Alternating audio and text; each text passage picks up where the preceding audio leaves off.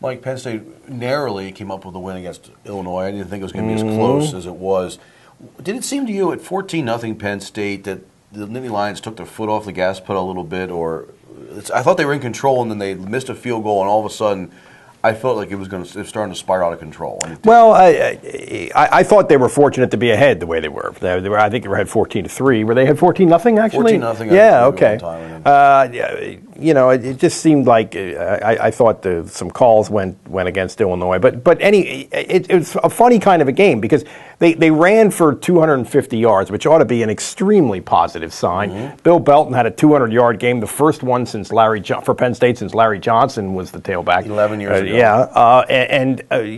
But for some reason they only managed to put 17 points on the board against a terrible Illinois defense, and ended up 17 points in regulation, of course. And then they scored, sure. And they did make plays to win the game. They sacked their only sack of the game, for example, was right at the end when they needed it. Right. Christian Hackenberg, the quarterback, his best throw of the game by far was for the winning touchdown to Kyle Carter in the end zone in overtime. So it just felt like, I think I wrote this, and I think a lot of people who cover the team wrote this. It felt like here's a game where both teams could have won. Here's one team that's used to winning and one team that's not, one team that knows how to and one team that doesn't, and the team that knows how to found a way.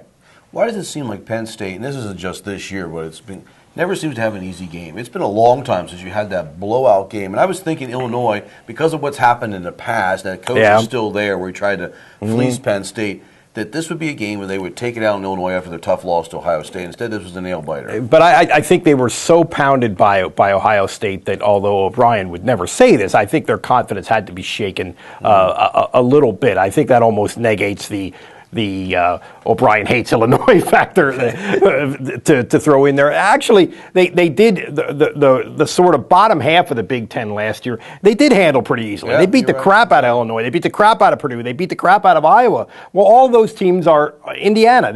All of those teams are better.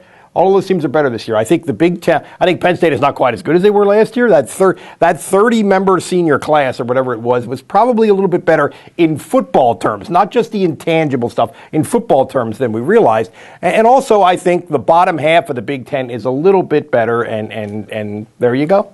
And I hear you say that the last year's team was better than this year's team, because I really thought offensive line, 4 starters coming back. Linebackers were in good shape. Defensive line, they could just fill in some new guys. Secondary, not that bad.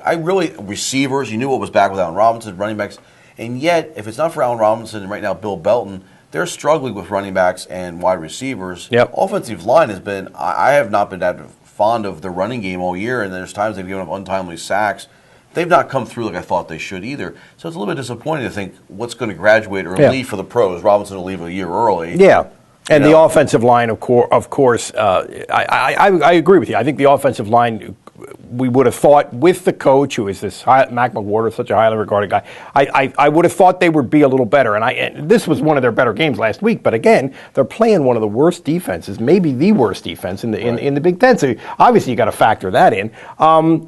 I think, again, I don't think they're quite as good as they were last year. I think the conference is a little better, and it's going to be a grind. These last 4 games, I mean, none of them are, they ought to beat Purdue, God knows. But other than that, none of them are automatic, and I think they are capable of winning all of them. What went right on Saturday? There's a couple of things that jump out. I would say running the ball and establishing Bill Belton as a guy who can be the guy with he had 36 carries in the game, and they threw to him a couple times. So he has, and O'Brien said in his press conference earlier today, we're watching him very closely this week. We're not going to beat him up in practice this week because we're very conscious of that. This is a guy who's 5'10", and he's out there taking that kind of pounding. I thought Allen Robinson, this is not exactly a scoop, but he's one of the best players in the country.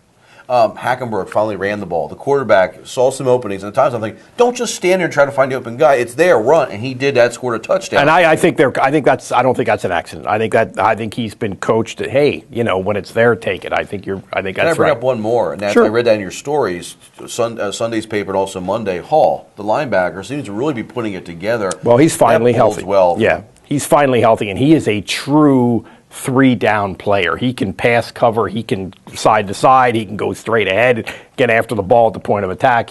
So that is a very good sign. I don't know that he's 100%, but he's closer than he's been, and that's good. Last question, Minnesota. What can we expect from them? They're not the normal, but they're not your mother's Minnesota. They're not the same team we've seen in the past. They're 7-2. They're an old school team schematically. They run the ball. What they throw is play action. I think they're very good defensively. They have some really good kids up front, really athletic kids. It's number 99, and I even asked O'Brien about this kid, but I'm drawing a blank on his name right now. Watch this guy, 300-pound guy, 6'6", 310, who was recruited as a tight end.